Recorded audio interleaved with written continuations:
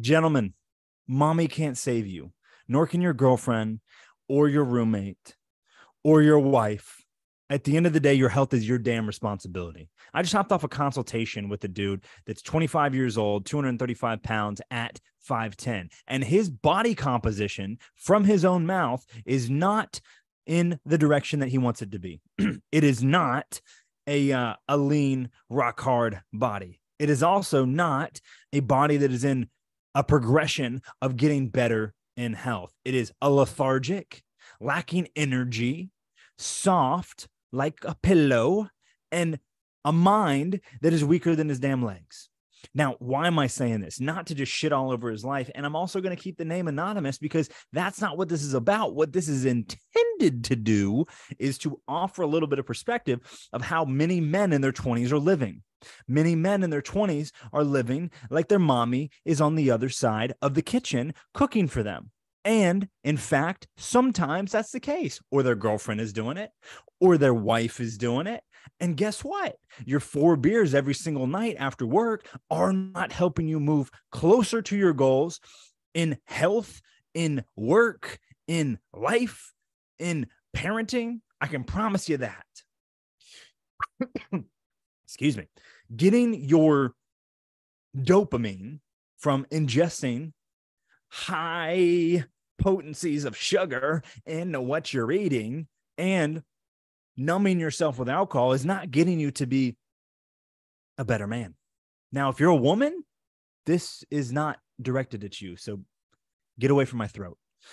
If you're a man and this triggers you, there's a high likelihood that it applies to you. There's a high likelihood that you are not living up to your potential, and it's time to get your ass back on track. Now, how do you do that? Well, first and foremost, you take full damn responsibility for what's happened, what's transpired, why you're here.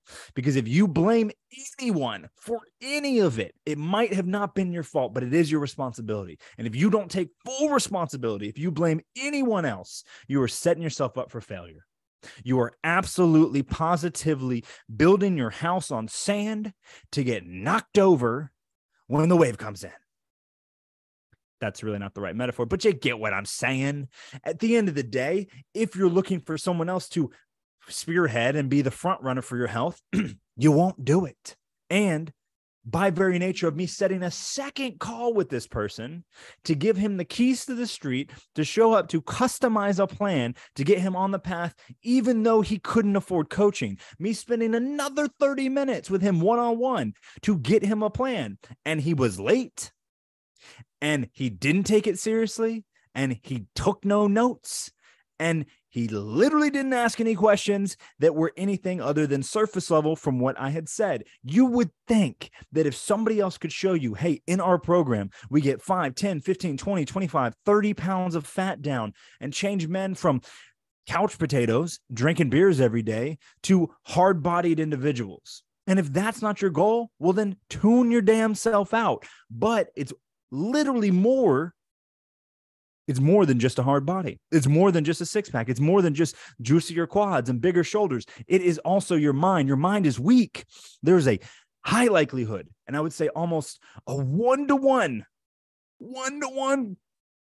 that if you have a soft body, you probably have a soft mind. Outside of detrimental injuries, paralyzation, and a bunch of other things like that.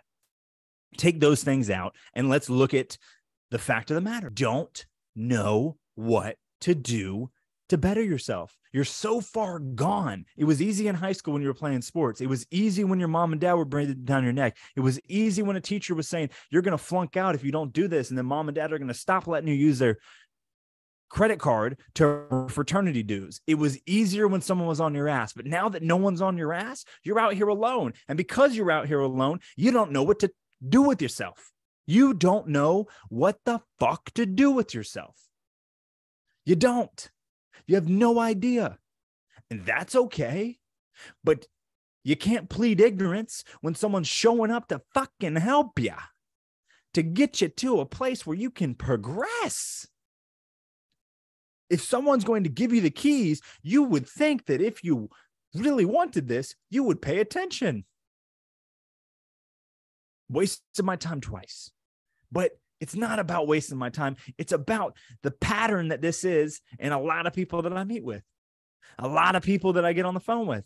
Not everyone, but a high percentage of men in their 20s or 30s that respond to our ads that are looking for external help, that then get to the 11th hour and bow out, roll the ship over, lock the door, and run away. You hit the iceberg as a Titanic and you decided not to get in a life vest or a lifeboat. You decided to smack the iceberg and then literally watch the ship sink while you're standing in it.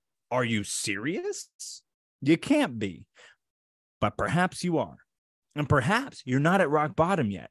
And if you're not at rock bottom yet, something that I have told everyone that has come to me is like, oh, it's not that big of a pain. You know, I've been trying for 6 years, but I could just do it in the next 6 months by myself. Well, then go do it. And if right now is not rock bottom enough for you, come back when it is.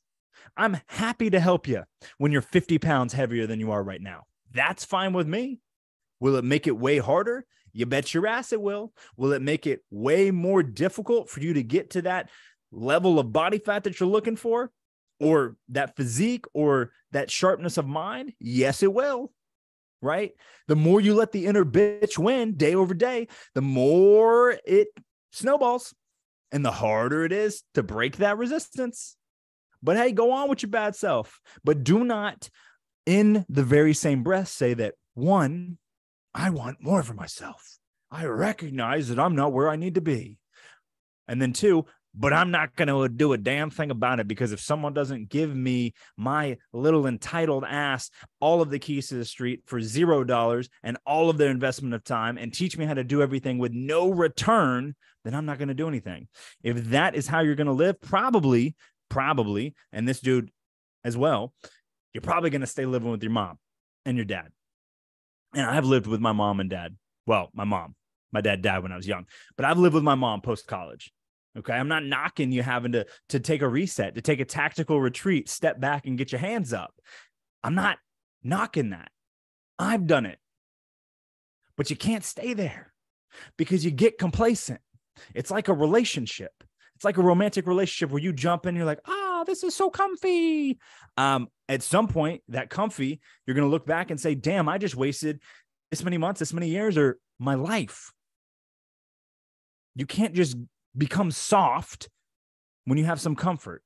Got to do some hard shit. Got to do some difficult shit. Got to put yourself under some constraints and get after it. Stop being so soft and move that ass.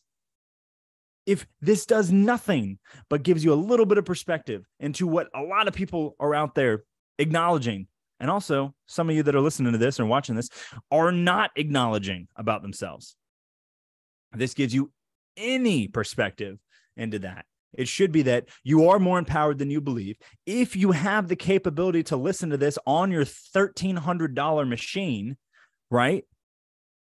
You're not part of the population necessarily that's in a position that can't do something about their health. If you have enough time to scroll Instagram, to post shit, to be on Snapchat, to be on Facebook, to be at a job getting paid to play on personal social media channels